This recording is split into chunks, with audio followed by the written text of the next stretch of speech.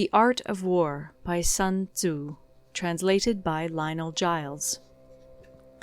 Part 7. Maneuvering. Sun Tzu said, "In war, the general receives his commands from the sovereign. Having collected an army and concentrated his forces, he must blend and harmonize the different elements thereof before pitching his camp. After that comes tactical maneuvering, than which there is nothing more difficult. The difficulty of tactical maneuvering consists in turning the devious into the direct, and misfortune into gain. Thus, to take a long and circuitous route, after enticing the enemy out of the way, and those starting after him, to contrive to reach the goal before him, shows knowledge of the artifice of deviation. Maneuvering with an army is advantageous, with an undisciplined multitude, most dangerous. If you set a fully equipped army in march in order to snatch an advantage, the chances are that you will be too late. On the other hand, to detach a flying column for the purpose involves the sacrifice of its baggage and stores.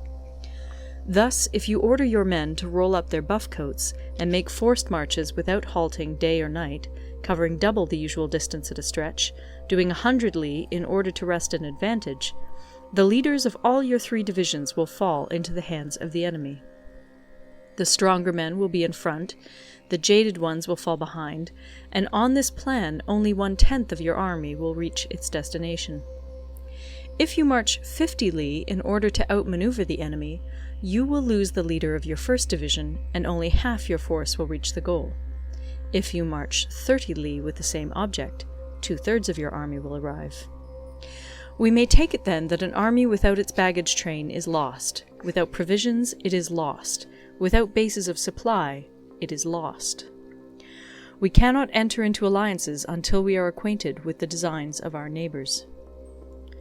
We are not fit to lead an army on the march unless we are familiar with the face of the country, its mountains and forests, its pitfalls and precipices, its marshes and swamps. We shall be unable to turn natural advantage to account unless we make use of local guides. In war, practice dissimulation and you will succeed. Whether to concentrate or to divide your troops must be decided by circumstances. Let your rapidity be that of the wind, your compactness that of the forest. In raiding and plundering be like fire, in immovability like a mountain. Let your plans be dark, and impenetrable as night, and when you move, fall like a thunderbolt. When you plunder a countryside, let the spoil be divided amongst your men. When you capture new territory, cut it up into allotments for the benefit of the soldiery. Ponder and deliberate before you make a move. He will conquer who has learnt the artifice of deviation. Such is the art of maneuvering. The Book of Army Management says, "On the field of battle, the spoken word does not carry far enough. Hence the institution of gongs and drums. Nor can ordinary objects be seen clearly enough. Hence the institution of banners and flags. Gongs and drums, banners and flags, are means whereby the ears and eyes of the host may be focused on one particular point. The host thus forming a single united body, it is impossible either for the brave to advance alone, or for the cowardly to retreat alone. This is the art of handling large masses of men. In night fighting, then, make much use of signal flyers and drums, and in fighting by day, of flags and banners, as a means of influencing the ears and eyes of your army. A whole army may be robbed of its spirit. A commander-in-chief may be robbed of his presence of mind. Now, a soldier's spirit is keenest in the morning. By noonday it has begun to flag, and in the evening his mind is bent only on returning to camp. A clever general, therefore, avoids an army when its spirit is keen, but attacks it when it is sluggish and inclined to return. This is the art of studying moods. Disciplined and calm, to await the appearance of disorder and hubbub amongst the enemy. This is the art of retaining self-possession.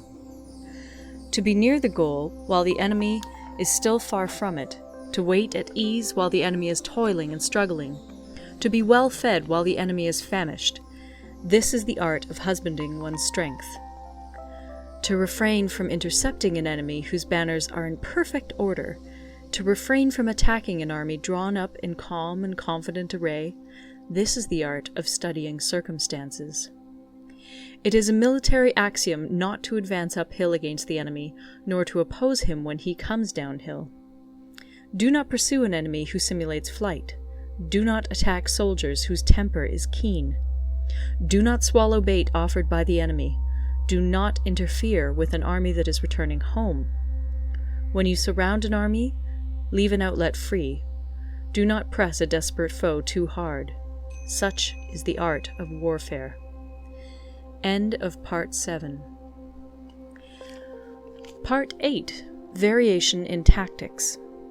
Sun Tzu said, "In war, the general receives his commands from the sovereign, collects his army, and concentrates his forces.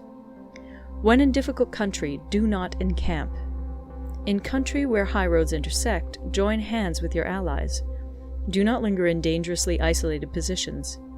In hemmed-in situations, you must resort to stratagem. In desperate position, you must fight. There are roads which must not be followed, armies which must not be attacked, towns which must not be besieged, positions which must not be contested, commands of the sovereign which must not be obeyed." The general who thoroughly understands the advantages that accompany variation of tactics knows how to handle his troops. The general who does not understand these may be well acquainted with the configuration of the country, yet he will not be able to turn his knowledge to practical account. So, the student of war who is unversed in the art of war of varying his plans, even though he be acquainted with the 5 advantages, will fail to make the best use of his men. Hence, in the wise leader's plans, considerations of advantage and of disadvantage will be blended together. If our expectation of advantage be tempered in this way, we may succeed in accomplishing the essential part of our schemes. If, on the other hand, in the midst of difficulties we are always ready to seize an advantage, we may extricate ourselves from misfortune. Reduce the hostile chiefs by inflicting damage on them, and make trouble for them, and keep them constantly engaged. Hold out specious allurements, and make them rush to any given point.